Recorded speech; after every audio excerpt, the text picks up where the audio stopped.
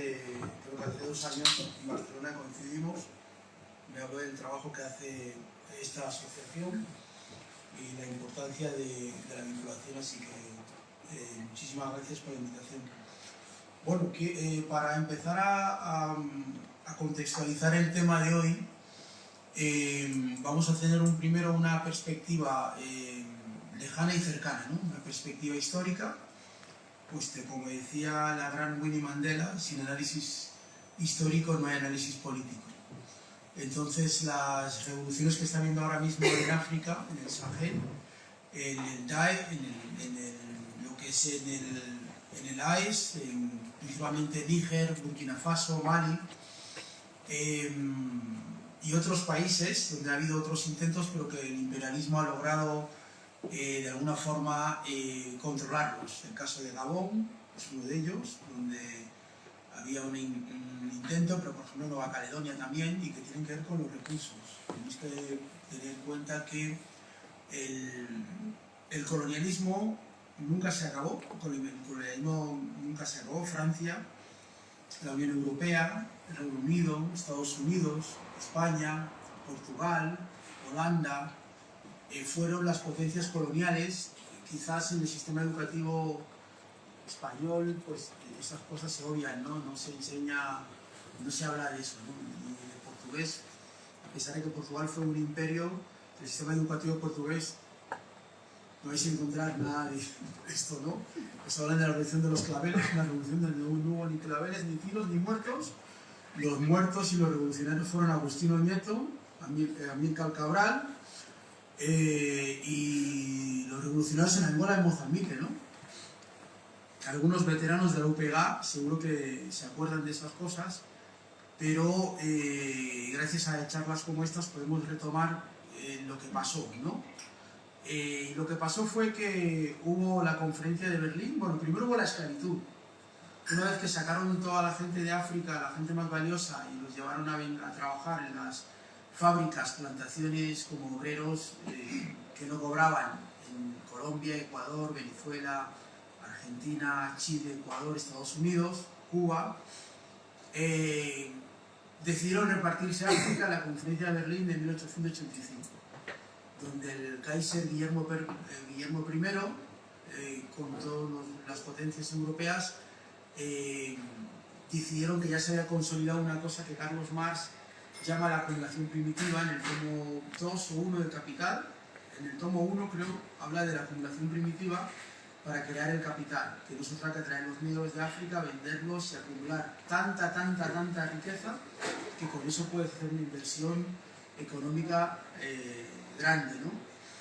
Después, en la conferencia de Berlín, Bélgica, España, bueno, Francia se reparten África para seguir lo que está pasando en el Congo con las minas, el coltán, el caucho, para fabricar las ruedas de los coches de Pirelli. Era la época de los coches, y ahora estamos en la época de los teléfonos móviles, con los cuales se sigue sacando el coltán, que es el producto con el cual se fabrican los teléfonos móviles y otros tantos productos que Europa sigue necesitando para estar en la vanguardia del capitalismo y todo lo que es el poder y la supremacía. Han visto que Donald Trump controla la tecnología. Ahora es la tecnología, si es internet, pues la gente de Google y todas estas empresas pues están con Donald Trump. Pues en 1885 en Berlín estaban todos estos empresarios y gente que estaban en el colonialismo y demás. Bueno, de ahí viene todo esto. Después del colonialismo, en los años, gracias a que Europa entra en crisis, los africanos podemos levantar la cabeza. Siempre que haya guerra entre los europeos, los negros se liberan. ¿Os acordáis de la guerra de secesión en Estados Unidos, norte y sur? Se abolió la esclavitud.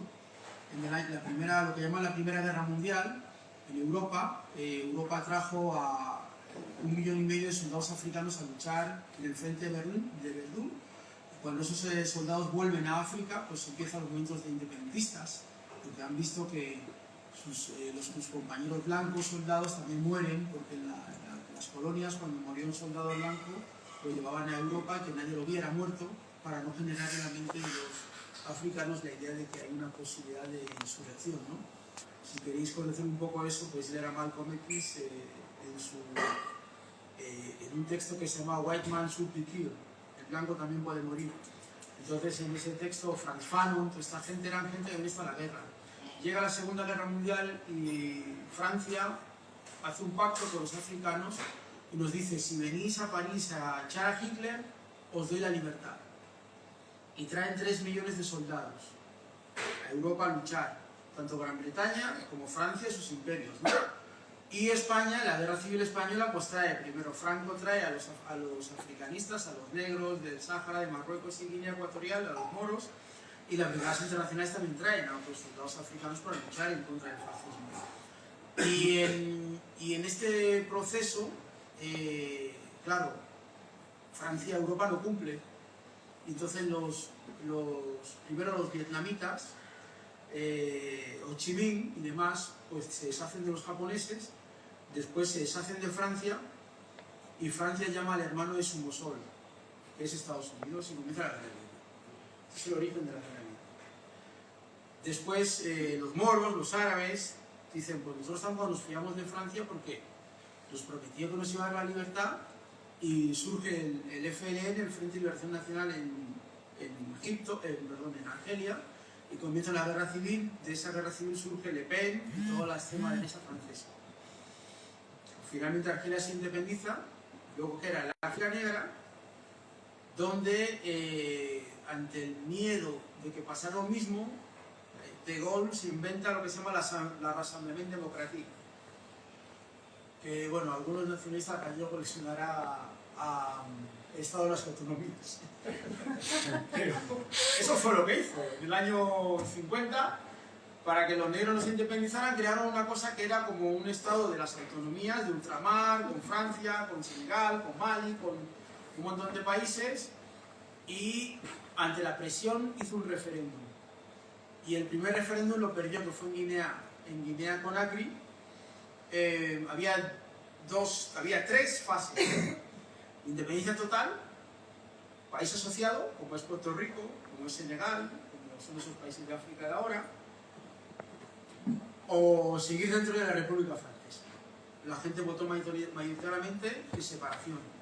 Entonces lo que hizo Francia fue matar a todos los líderes, inundar el país de billetes falsos de Franco para crear una inestabilidad, y en el marco de la Guerra Fría, no olvides que estamos en la Guerra Fría, pues acusar a estos de comunistas. Cuando le acusaban de comunista, pues ya había derecho a la guerra, a destrucción y demás. Esto es el origen de toda esa inestabilidad, de lo que pasó. Luego Camerún y demás. Mali, Guinea y Ghana. Había 2 bloques en África, sonarán: el grupo de Monrovia y el grupo de Casablanca. El grupo de Casablanca es el que decía Freedom Now, declaremos la independencia de toda África. Y el grupo de Monrovia decía: no, poco a poco, vayamos viendo, vayamos uniéndonos, poco a poco, pues poco a poco iremos uniéndonos, ¿no? Se llama el gradualismo. Era Senghor, los países de la francofonía. Tenéis que tener en cuenta que Francia tiene un paradigma, porque hubo 2 tipos de colonización. Hubo la colonización indirecta y la directa. ¿Vale? La indirecta es la de los países latinos católicos: Portugal, Italia, España, Francia, Grecia, y Francia. Ese es el sistema. Y el otro sistema es el de la segregación. Reino Unido, Gran Bretaña, Estados Unidos, Alemania, Sudáfrica, Holanda, es la segregación. Y esto es la asimilación. Por eso veis que cuando hablan en televisión de los inmigrantes, dicen: pobrecitos criaturas, vienen patera. Ese es el lenguaje de la asimilación. Negar el conflicto político, la inmigración. O sea, los inmigrantes vienen porque quieren, no porque hay un conflicto histórico ni nada. Es un lenguaje. Mientras que el lenguaje que escucháis en la televisión de Holanda, de Sudáfrica, de Estados Unidos, de Donald Trump, es la segregación. Que vengan, pero hay que segregarlos, hay que ponerlos en el muro de México y tal. Es una visión en las películas del oeste que veis por las tardes después de comer en 13TV, de los ir matando indios, esa es la segregación. Es decir, el indio es el enemigo, hay que matarle. No hay que asimilarle como en el modelo latino, donde no te da trabajo, no te da derechos, no te da papeles, pero eres guay. Sois iguales, pero no te permite ser nada, pero tampoco te agrede directamente, ¿vale? Te permite estar, pero no te permite ser. Ahí lo que recomiendo a Grossfogel, tiene un libro muy bueno, habla muy bien de eso, el no ser, Fanon, Fanon sobre esas cosas, y sino también sobre Castelao y sus dibujos de los negros. También podéis buscarlo y documentaros sobre ese tipo de situaciones, ¿no? Bueno, yendo a la cuestión, ese es el contexto histórico que tenéis que conocer. En España tenía España en la conferencia de Berlín recibió un territorio muy grande, casi 200.000 kilómetros, pero como España estaba en las guerras carlistas y no sé qué, pues Francia y Alemania y Reino Unido le comieron el territorio y se quedó solamente, creo que eran 100.000 por ahí, o 60.000 entre Marruecos, Sáhara y Guinea Ecuatorial. Bien, Guinea Ecuatorial era la provincia española, la colonia española, que España obtuvo desde la reina Isabel II, los reyes, luego todo, hasta llegar a Franco, que los africanistas, que es la violencia absoluta que llega de África, como también pasó con los franceses con Le Pen. Esa rabia y violencia que veis la extrema derecha en Francia viene de la pérdida de la guerra en Argelia.